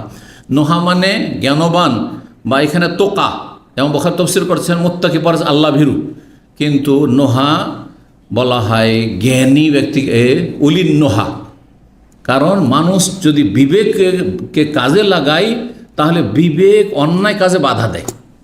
আমার বিবেকে বাধা দিচ্ছে, অনেকে কিন্তু ধর্মকর্ম করে না, কিন্তু আমার বিবেকে বাধা দিচ্ছে। ভাই, আমার বিবেক এটা মেনে নিতে পারে না। এই জন্য আকলকে কি বলা হয়, হ্যাঁ, নাহিয়ন বলা হয় কেন, তাকে বারণ করা, নাহায়ানহা মানে বারণ করা, নিষেধ করা।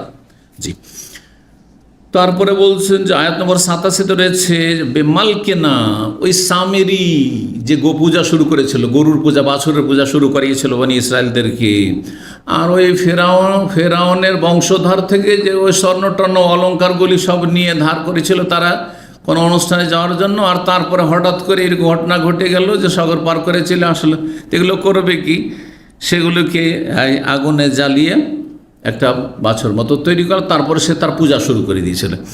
তো বলছে বেমাল কেনা মানে আমরে না, আমি নিজের ইচ্ছাই করিনি, তাকে শয়তানে ধোকা দিয়েছে, শয়তানে পথভ্রষ্ট করেছে সামেরি।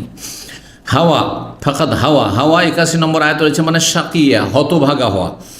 ফারেগান সূরা কাসাস আয়াত নম্বর 10 রয়েছে যে আসবাহা উম্মু মুসা ফারেগান, মুসার মার অন্তর সব কিছু থেকে শূন্য হয়ে গিয়েছিল, মানে কোনো তার আর চিন্তা ছিল না, একমাত্র চিন্তা আমার ছেলের কি হবে, ছেলেকে যে পানিতে ভাসিয়ে দিলাম, নদীতে ভাসিয়ে দিলাম বা সাগরে ভাসিয়ে দিলাম, ছেলের কি হবে, ছেলের কি হবে। তা বলছে ফারেগান ইল্লা মিন যিকরি মুসা, সব কিছু থেকে শূন্য। ফারেক বলা হয় এই জন্য শূন্যকে, ফারাগ, ফারাগ মানে হচ্ছে খালি জায়গা, শূন্য স্থান। ইল্লা মিন যিকরি মুসা, একমাত্র মুসার কথা সে তিনি সবসময় স্মরণ করতেন, মুসার মা। ফারসিলহু মাইয়া রিদআন, রিদআন মানে সহযোগী, কাই ইউসাদ্দিকুনি, আমার সত্যায়ন করবে, মানে হারুনকে। ওয়া ইউকালু বলা হয়েছে মুগীসান মানে সাহায্যকারী বা আর্তনাদে আপনার সহযোগিতাকারী, আও মঈনান বা সাহায্যকারী। ইয়াবতোষও পড়া হয় ইয়াবতেশো মানে পাকড়াও করা। তারপরে ইয়াতা মেরুন, ইন্নাল মালা ইয়াতা মেরুন আবিক, মূসা আলাইহিস সালাম যখন ওই ছেলেটিকে বা ওই যুবককে হত্যা করে তারপরে একটা ঘুষিতে হত্যা করার পরে ঘোরাঘুরি করছেন, তাই একজন গিয়ে বলে মূসা তুমি এখানে আর ঘোরাঘুরি করিও না, তোমাকে ইন্নাল মালা ইয়াতা মেরুন, তোমাকে নিয়ে মিটিং বসেছে, ইয়াতা মেরুন আবিকা, তোমার সম্পর্কে ষড়যন্ত্র চলছে বা মিটিং চলছে, লিয়াকতুলু তোমাকে হত্যা করবে, তোমাকে কিন্তু মৃত্যুদণ্ড দেওয়া হবে। তখন সেখান থেকে পলায়ন করেছিলেন। তো ইয়াতাশাওয়ারুনা পরামর্শ চলছে।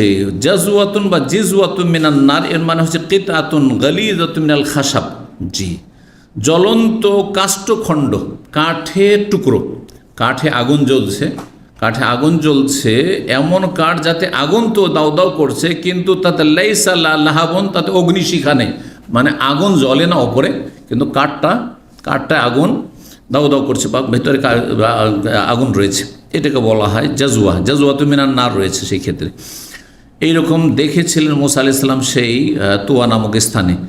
তারপরে আয়াত রয়েছে সানাসুদ্দ আদোদাকা, তোমার বাহুকে আমি শক্তিশালী করব, আয়াত নম্বর 35 সূরায় তাহাতে রয়েছে, মানে সানুঈনুকা, তোমাকে সাহায্য করো। বাহুকে মজবুত করা মানে কি, আমার হাতটাকে শক্ত করুন, আমরা বাংলাতে ব্যবহার করি, তার মানে কি, হ্যাঁ মানে আমাকে সাহায্য করুন, সহযোগিতা করুন, মানে না যে অমুক ডান হাত অমুক আমার বাম হাত, মানে কি, হ্যাঁ জি বাহুবল বলা হচ্ছে না বাংলা ভাষায়, বাহুবল মানে কি, মানে শক্তি ক্ষমতা, জি শরীরের বল শুধু নাই, দল বল নিয়ে যে বাহুবল, এটাকে বলা হয়, জি যেন এটি আরবি ভাষাতে ব্যবহার এইভাবে। কুল্লামা আজ্জাজতা শাইয়ান ফাকাদ জাআলতা লাহু আজুদান, যদি কোনো কিছুকে আপনি শক্তিশালী করেন তো যেন আপনি তার বাহু হয়ে গেলেন, তার বাহু হয়ে গেলেন। এই জন্য আমার ডান হাত আর বাম হাত বলা হয় সহযোগীদেরকে। ওয়াকালা গায়র, অন্যরা বলেছেন কুল্লামা লাম ইয়ানতিক বিহারফিন আও ফিহি তামতামাতুন আও ফাফাতুন ফাহিয়া উকদাহ, যে মূসা আলাইহিস সালামের মূসা আলাইহিস সালামের জবানে কি ছিল, তোতলামি ছিল, মানে কথা ক্লিয়ার উচ্চারণ বোঝা যেত না, তোতলা বুঝেন তো, তোতলামি ছিল। তো যখন মূসা আলাইহিস সালামকে আল্লাহ নবী বানিয়ে দিলেন আর বললেন যাও ফেরাউনকে দিয়ে দাওয়াত দিতে, এক তো জালেম রাজা, তার সামনে কথা বলতে হবে, আর আমার জবান অনেক সময় আটকে ধরছে, তোতলামি কথা ক্লিয়ার না, তো আল্লাহ কেমন করে কি করব আমি, আমার দ্বারা হবে এই কাজ। তখন আল্লাহর কাছে দোয়া করে কি, রব্বি ইশরাহলি সাদরি ওয়া ইয়াসসিরলি আমরি ওয়াহলুল উকদাতান মিন লিসানি ইয়াফকাহু কওলি, রব্বি ইশরাহলি সাদরি, আমার বক্ষকে খুলে দাও, হ্যাঁ ওয়া ইয়াসসিরলি, আমার কাজকে সহজ করে দাও, এই দাওয়াতি কাজকে, ওয়াহলুল উকদাতাম মিন লিসানি, আর আমার জিহ্বার জবানের যে গিরা লেগে আছে, মানে আটকে আটকে ধরছে, তোতলামি হচ্ছে, এটাকে খুলে দাও। এই বন্ধনটা খুলে দাও, উকদাতুন মানে গিরাকে খুলে দাও, যাতে করে ইয়াফকাহু কল, আমার কথা আমার শ্রোতারা বুঝতে পারে, রাজার সামনে গিয়ে কথা বলতে পারি, বা জাতিকে সামনে আমি কথা তুলে ধরতে পারি স্পষ্ট ভাষা। কারণ ভাষা স্পষ্ট না হলে মানুষ ঘুমিয়ে পড়বে, কেউ শুনবে না, তাই না? অনেক বক্তা আছে আলোচনা করতে লাগলে ঘুম চলে আসবে, ঠিক না? একটিও কথা শুনতে পারবে না, বুঝবেন না, শুনলেও বুঝবেন না, যেন শুনতেও চায় না কেউ। আল্লাহর নিয়ামত এটি। তো দোয়া করেছিলেন আর দোয়া কবুল হয়েছিল। ওই ক্ষেত্রে বলেছেন কুল্লামা লাম ইয়ান্তিক বিহারফিন আও ফিহি, যদি আপনি কোনো একটা অক্ষর বলতে পারছেন না অথবা বলছেন কিন্তু তাতে তামতামাতুন মানে তাতে তোতলামি রয়েছে, আও ফাতুন অনেকেই তোতলামি করে কিন্তু ফা হ্যাঁ মানে কথায় ক্লিয়ার হয় না, ফা করে। ছোটো বাচ্চাদের যখন ভাষা মুখ ফুটে তখন শুনেছেন তো, হ্যাঁ অনেক কথা ফা করে বলছে, কিছু বোঝা যায় কিছু বোঝা যায় না। ফাহিয়া উকদা, সেটাকে উকদা বলা হয়, মানে গিরা লেগে আছে, যেন জবানে গিরা লেগে আছে। আজরি উসদুদ বেহি আজরি, আমার আমাকে শক্তিশালী করো। সূরা তাহা আয়াত নম্বর 31 রয়েছে। আজরি মানে কি? জাহরি, আমার পিঠকে তুমি কি করো? শক্তিশালী করো। পিঠে শক্তি থাকলে সোজা দাঁড়াইতে পারবে। তো বলছেন আজরি মানে জাহারি, আমার পিঠকে। ফাইউস হেতাকুম, ইউস হেতাকুম মানে কি? ইউহুল্লেকাকুম, তোমাদেরকে আল্লাহ ধ্বংস করে দেবেন।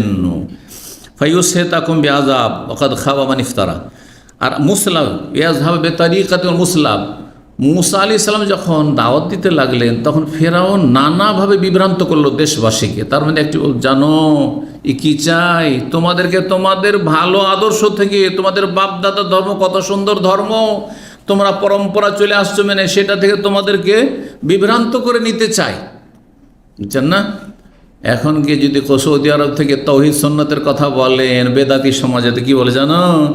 আমরা কত যুগ যুগ ধরে এই ধর্মকর্ম করে আসছি, আরে দেখো কি চলে এসছে, দেখো আমার জাতিকে গুমরাহ করার জন্য, জাহান্নামে নেওয়ার জন্য। এরা দাজ্জাল এসছে, দাজ্জাল বলছে না? বলছে না? জি। কোরআন সুন্নাহর কথা বলছে, আরে কাদিয়ানি এসছে। কোথায় কাদিয়ানি আর কোথায় কোরআন সুন্নাহর কথা, দলিলের কথা, কিন্তু মানুষকে বিভ্রান্ত করার জন্য, ঘৃণা ছড়াবার জন্য নানা কথা। আর না বলে রে এরাকে ইহুদি নাসাররা পয়সা দিছে রে আমাদেরকে কি করার জন্য? পথভ্রষ্ট করার জন্য। এরা ইহুদি নাসারার দালাল না, এরা হচ্ছে ইসরায়েলের দালাল, আর এরা হচ্ছে ভারতের রয়ের দালাল। কত রকম কথা শুনবেন আপনি। যে আমেরিকা নাকি দাওয়াত সেন্টারগুলো, তবলিগি বেদাতিরা কি বলে জানে? আর 26 বছর থেকে, এখন একটু কম হয়েছে, ঠান্ডা হয়েছে এরা। কিন্তু যখন প্রথম কারণ এদের প্রভাব খুব বেশি ছিল, বিভিন্ন ক্যাম্পগুলো যে দূরে বিভিন্ন জায়গায় রয়েছে সেগুলিতে তাদের হোল্ড ছিল, তখন বলতো এই যে দাওয়াত সেন্টারগুলো কারা চালাচ্ছে জানো? সব আমেরিকার খরচে চলছে। আমেরিকার কত ইসলামের উপরে দরদ, যে দাওয়াত সেন্টার, ইসলামিক সেন্টার আমেরিকা চালাচ্ছে। কত বড় মিথ্যা কথা বলা, কত বড় দাজ্জাল কাজ্জাব। এরা চিন্তা করুন আপনি। জি, এরা মাজার পূজারি না, এই যে তবলিগি চিল্লা পার্টি যাদেরকে আল্লাহ মনে করছেন, এরা এইভাবে জাতিকে বিভ্রান্ত করেছে এক সময়। ভালো করে শুনে রাখেন, সতর্ক সাবধান। কত লোক কতভাবে যে বিভ্রান্ত করবে। আর একটা অস্ত্র ছিল, কেউ যদি দাওয়াত সেন্টার আসে, ও বিরিয়ানি খেতে যাচ্ছিস, বিরিয়ানি সেন্টার বলতো। তখন 5-7 বছর আল্লাহর কি কাম, এত অভাব দেখা গেল ইসলামিক সেন্টারে যে খাবারই বন্ধ হয়ে গেল। বুঝতে পেরেছেন? 2005 থেকে 2010 পর্যন্ত জুমার দিনও দুপুরে খাবার ছিল না। তারপরে আলহামদুলিল্লাহ 80 থেকে 100 জন লোক আসত। এই জন্য পরীক্ষা সব রকম করা আছে, 26 বছরের সব রকম পরীক্ষা করা আছে। আর বিদাতিরা জাতিকে বিভ্রান্ত করার জন্য কত না অস্ত্র ব্যবহার করেছে, নানা ধরনের অস্ত্র ব্যবহার করেছে, কিন্তু আল্লাহ তাদেরকে ব্যর্থ করেছেন আলহামদুলিল্লাহ। জি, অসৎ লোকেরা। তো এইভাবে কিন্তু ফেরাউন বিভ্রান্ত করছিল জাতিকে, বাঙাল বোঝান না, কানাকা হাইকোর্ট দেখানো। তরিকাতুক তানিসুল আমসাল, মুসলা শব্দটি আমসালের মুয়ান্নাস স্ত্রীলিঙ্গ। ইয়াকুল বিদীনকুম, তরিকাতুক মানে দিনকুম, তোমাদের ধর্ম পরিবর্তন করতে, তোমাদেরকে বেধর্মী বানাতে চায়। মক্কার কাফেরা কি বলতো নবীকে? সাবি, বেধর্মী বলতো, বেধর্মী বলতো। ইউকালে খুজিল মুসলা মানে ভালোটা না, খুজিল আমসাল। সুম্মা তু সাফা, তোমরা সারিবদ্ধ হয়ে এসো। ইউকাল হাল আতাইতা আসাফালিয়াম, আজকে তুমি কাতারে সারিতে এসেছিলে। ইয়ানিল মুসাল্লা আল্লি ইউসাল্লিফি মানে নামাজের জায়গায় এসেছিলে। তাহলে নামাজের কাতারকে কি বলা হয়? সাফ বলা হয়। সাফ মানে কাতার। ফাউজাসা ফি নাফসিহি খিফাতা মুসা, মুসা আলাইহিস সালাম অন্তরে ভয় পেয়েছিলেন। আয়াত নম্বর 67 সূরা তাহাতে রয়েছে। আজমারা খৌফান মানে ভয় লুকায়িত ছিল সেখানে। ফাহাজা জাহাবাতিল ওয়াও খিফাতান খৌফান থেকে কিন্তু সেটা কি হয়েছে, খিফা হয়েছে, যেহেতু খায়ে জের আছে সেই জন্য জের কি চায়, ইয়া চায়, সেজন্য খিফাতুন, খিউফাতুন ছিল। তো খিউফা পড়তে ভারী লাগে, যেন খিফা। এখানে তালিল যেন বলছেন, এটাকে আরবি ভাষায়, আরবি সার্ফের কায়দায় তালিল বলা হয়, মানে যেটাকে সন্ধি বিচ্ছেদ বলা। লে কাসরাতিল খা, খায়ে কাসরা থাকার কারণে খিফা হয়েছে, খায় খাসরা থাকার জন্য ইয়া হয়েছে। না হলে আসলে ছিল খৌফুন থেকে, ওয়া আমানাহুম মিন খৌফ, খৌফুন মানে ভয় ভীতি, আসলে ছিল ওয়াও। ফি জুজুইন ওয়ালা ওসাল্লিবান্না ফি জুজুইন, তোমাদেরকে খেজুর গাছে শুলে চড়াবো বা খেজুর গাছে ফাঁসিতে চড়াবো। জুজুইন নাখলে, ফি মানে আলা, খেজুর গাছের ভিতরে তো না, ফি মানে তো ভিতরে হয়, তো ভিতরে, ফি মানে এখানে খেজুর গাছের ওপরে, শুলে ফাঁসিতে চড়ানো কিসে, ওপরে চড়ানো হয়, ভিতরে তা চড়ানো হয় না। জি, তো ফি আলার অর্থে, ওপরের অর্থে ব্যবহার হয়। ফামা খাতবোকা ইয়া সামিরি, খাতবোকা মানে বালোকা, হালোকা। ফামা খাতবোকা ইয়াল মুরসাল, কি ব্যাপার, কি খবর, খবরোকা, বালোকা, হালোকা আর খাতবোকা সবগুলি একই অর্থে। আন্তাকুল আল্লামেসা, সামেরিকে আল্লাহ একটি আজাব দিয়েছিলেন যে কেউ যদি তার কাছে আসতো তো সে বলতো লামেসাস, ছুঁয়ে না। এই করোনার আজাব এরকমই ছিল। করোনার আজাব কেমন ছিল, কেউ যদি কারো কাছে ডিস্টেন্স সোশ্যাল ডিস্টেন্স বহাল রাখেন, কিন্তু ফরজ করে দেওয়া হয়েছিল, তাই না? আমি তখন সেই যুগে, করোনার যুগে বলতাম যে কোন ওই সামেরের যুগের আজাব আসলো রে, মানুষের পাপের কারণে, যে কাউকে ছুঁতে দেয় না। এক ভাই এখানে ফ্যামিলি নিয়ে থাকে, আলহামদুলিল্লাহ আমাদের সাথে তো আমাদের পরিবাররা এরকম আচরণ করেনি যে অফিস থেকে গেলাম, বাইরে থেকে গেলাম, এই বাইরে থাকো, বলছে যে শেখ, আমাকে বলছে শেখ এখানেই থাকে। শেখ যখনই বাড়ির গেটে যায়, বাসার গেটে যায়, তখন স্ত্রী বলে আগে হাম্মামে ঢুকো, বাথরুমে ঢুকো, গোসল করো, কাপড় ওখানে চেঞ্জ করো, ধুয়ে এসো, তারপরে ঘরে ঢুকবে, রুমে ঢুকবে। স্ত্রী ঢুকতে দেয় না, সুবহানাল্লাহ। আর বহু লোক মারা গেছে, স্ত্রী বাড়ি থেকে পালিয়ে গেছে, উধাও হয়ে গেছে, স্পর্শই করেনি। হ্যাঁ, আর তারপরে ছেলে মেয়ে ছেড়ে পালিয়ে গেছে, সুবহানাল্লাহ। যেমন তেমন আজাব ছিল, চলে গেছে, ভুলে গেছেন, তাই না?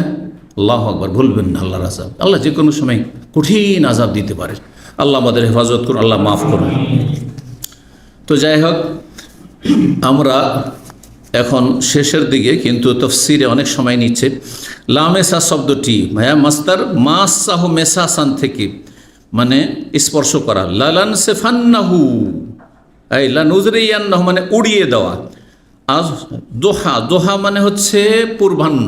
দোহা মানে কি, দোহা সকালবেলাতে, সকালবেলা পূর্বাহ্ন, দুপুর আগে সকালবেলায় এই নাস্তা করার যে সময় রোদের প্রখরতা বাড়তে শুরু হয়, 8টা থেকে 10টা, এই সময়টা এই প্রতিযোগিতা হয়েছিল সকাল সকাল, এই মুসা আলাইহিস সালামের মোজেজার সাথে জাদুকরদের জাদুর। কুসি হে সূরা কাসা আয়াত নম্বর 11 তো রয়েছে।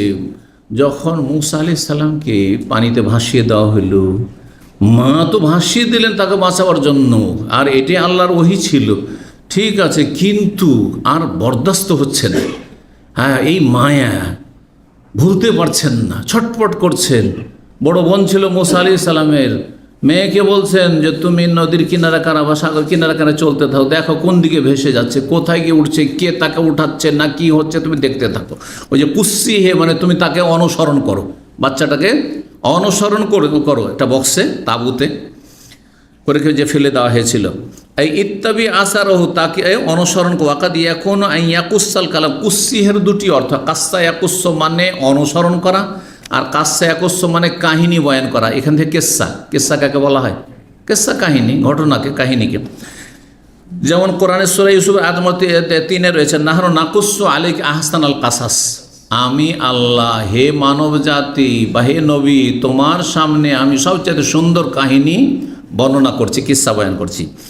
আনফা বাসরত বেহে আন জনবিন, তুমি দূর থেকে দেখতে, তবে কাছাকাছি থাকিও না। বাচ্চার কাছে গেলে ভাববে যে এরই কেউ হবে, তখন ধরে নেবে বা বাচ্চাটাকে মেরে ফেলে দিবে, কারণ ছেলে সন্তানকে খুন করছিল ফেরাউন। দূর থেকে তুমি ফলো করবে, কেউ যেন টের না পায় যে তোমারই কেউ ওই বাচ্চাটি। দূরে দূরে চলতে থাকবে, তো কিনারে কিনারে চলতে থাকবে, কাউকে বুঝতে দিবে না যে তুমি কোনো কিছু ফলো করে যাচ্ছ। সূরা কাসাসের আয়াত 11 জনগণ শব্দ, আনবদিন দূর থেকে। বদিন, জনবিন, জানাবাতিন আর ইস্তেনাবিন ওয়াহেদিন, সবগুলির অর্থ হচ্ছে দূর থেকে। মুজাহিদ বলছেন আল্লাহ সুম্মা যেতা আল্লাহ কাদারি ইয়া মোসা, কাদার মানে একটি নির্ধারিত সময়, মওয়েদিন। লাতানিয়া মানে লাতাজোফা, তোমরা দুইজন দুর্বল হবে না। আল্লাহ বলছেন মুসা আর হারুনকে যে তোমরা যে ফেরাউনের কাছে দাওয়াত দিতে যাবে সেখানে গিয়ে নিজেকে দুর্বল মনে করবেন না, দুর্বল হবে না। জি। মাকানান সোয়া মানে মানসাফিন বাইনাহুম, মধ্যবর্তী স্থলে, মধ্যবর্তী স্থলে, এমন জায়গায় এই প্রতিযোগিতা হবে। ইয়াবাসান মানে ইয়াবেসান, শুকনো। মিন জিনাতিল কওম মানে এই ফেরাউনের বংশধর যার জাতি ছিল তাদের অলংকার দিয়ে সেটা তৈরি করেছিল সামেরি। আল হুলি সেই অলংকারগুলি ছিল আল্লাজি ইস্তারু, যেগুলি দ্বারা ধার নিয়েছিল মিন আলে ফেরাউন, ফেরাউনের বংশধর থেকে। ফাকাজাফতুহা, সামেরি বলছে সেটাকে আমি নিক্ষেপ করলাম আগুনে, আলকাইতুহা। আর আলকা, এখানে আলকা শব্দটি মানে তৈরি করা, তৈরি করা শব্দ, শব্দের অর্থে ব্যবহার হয়েছে সূরায়ে তাহাতে। ফানাসিয়া, ভুলে গেছেন, 88 নম্বর আয়াত, মুসা আলাইহিস সালাম ভুলে গেছেন। হুম ইয়াকুলুন আখতা রব, জি। যখন মুসা আলাইহিস সালাম 30 দিনের জন্য প্রথম গেলেন, জাতিকে বলে যে আমি তাওরাত নিতে আল্লাহর সাথে দেখা করতে যাচ্ছি, তোমরা থাকো 30 দিন। আর তারপরে আরও 10 দিন বাড়িয়ে 40 দিন হইল। তখন জাতিরা বাছুর পূজা শুরু করে দিয়েছিলেন না, বাছুর পূজা শুরু করেছে। হারুন আলাইহিস সালাম নিষেধ করলেন, কিন্তু হারুন আলাইহিস সালামকে অপদস্থ, লাঞ্ছিত করলো, তার কথাও শুনলো না, মানলো না, এমনকি মেরেই দিবে তাকে, এই অবস্থা। তখন তিনি চিন্তা করলেন যে 2 ভাগে বিভক্ত না করে আমি চুপচাপ থাকি। চুপ থাকলেন। পরে ঘুরে এসে এত রাগান্বিত হলেন তাওরাত নিয়ে এসে তাদের এই মূর্তি পূজা বা বাছুর পূজা দেখে। তাহলে বাছুর পূজা, এই যে গো পূজা ভারতে গিয়েছে, এই মুসা আলাইহিস সালামের বনি ইসরাইল ইহুদি জাতি থেকে গেছে, কিন্তু বোঝা গেছে না? জি। এক ধর্ম আরেক ধর্ম থেকে ধার করে, এটা স্বাভাবিক। তো যখন মুসা আলাইহিস সালাম 30 দিন গিয়ে 40 দিন হয়েছে, তখন বলছে মুসা কোথায় তার রবের সাথে দেখা করতে গেছে? এইখানেই তো রব, এইটাই যে বাছুরটা আমাদের রব, এইটা তলাশ করতে গিয়ে কোথায় গিয়ে বসে আছে? তাই বলছে যে আখতা রব্বা, মুসা তার রবকে তলাশ করতে গিয়ে ভুল করে ফেলেছে, এইখানে আছে আর সেখানে কোথায় গেছে তলাশ করতে? তুর পাহাড়ে। আল্লাহ ইয়ার যে এলাহিম কওলা, তাদের কোনো বিবেক নেই যে এই বাছুরের যে মূর্তিটি আছে সেটা কোনো একটা প্রতি উত্তর করে না, কথা বলে না, আর এইটারই কী করে পূজা শুরু করলো? রব কি এইরকম? হ্যাঁ, যে রব নড়তে পারবে না, চড়তে পারবে না, কথা বলতে পারবে না, এইরকম? জি। 3393 নম্বর হাদিস। হাদিস বর্ণনা করছেন মালিক বিন সাসা, তিনি বলছেন রাসূলুল্লাহ সাল্লাল্লাহু আলাইহি ওয়াসাল্লাম তাদেরকে হাদিস বয়ান করছেন, আল্লাইলাতিন উসরিয়া বিহি, সেই ইসরা নৈশ ভ্রমণের রাত সম্পর্কে, মানে মেরাজের রাত সম্পর্কে। হাত্তা আতাস সামাল খামেসা, পঞ্চম আকাশে যখন নবী সাল্লাল্লাহু আলাইহি ওয়াসাল্লাম আসলেন, ফাইজা হারুন, সেখানে হারুন আলাইহিস সালামকে দেখলেন। কাল হাজা হারুন, ইনি হচ্ছেন হারুন। জিবরাইল আলাইহিস সালাম বললেন, ফাসাল্লিম আলাইহি, আপনি সালাম করুন। নবী সাল্লাল্লাহু আলাইহি ওয়াসাল্লাম বলছেন জিবরাইল যে একে সালাম করুন। ফাসাল্লাম তো আলাইহি, তাকে সালাম বললাম। ফারাদ্দা, সালামের জবাব তিনি দিলেন। তারপরে মারহাবান বিল আখিস সালেহ ওয়ান নবী সালেহ, মারহাবা বলছি, হ্যাঁ, স্বাগতম কাকে? নেক সৎ ভাইকে, হ্যাঁ, এবং ওয়ান নবী সালেহ, নেক নবীকে। জি। এই ছিল আপনার হাদিস। আর তারপরে আর একটি অধ্যায় রয়েছে, বড় লম্বা, সুতরাং এখানে আমরা রেখে দিই। আর সেখানে এসেছে আবার মুসা আলাইহিস সালামের কথা। মুসা আলাইহিস সালাম যে কথা বলেছেন আর সে সম্পর্কে মুসা আলাইহিস সালামের প্রসঙ্গ চলে আসবে ইনশাআল্লাহ তাআলা। আগামী দিনে সেগুলি পুরা করা হবে। ওয়া জাযাকুমুল্লাহু খাইরান ওয়া সাল্লাল্লাহু আলা নবিয়িনা মুহাম্মদ ওয়া আলা আলিহি ওয়া সাহবিহি আজমাইন।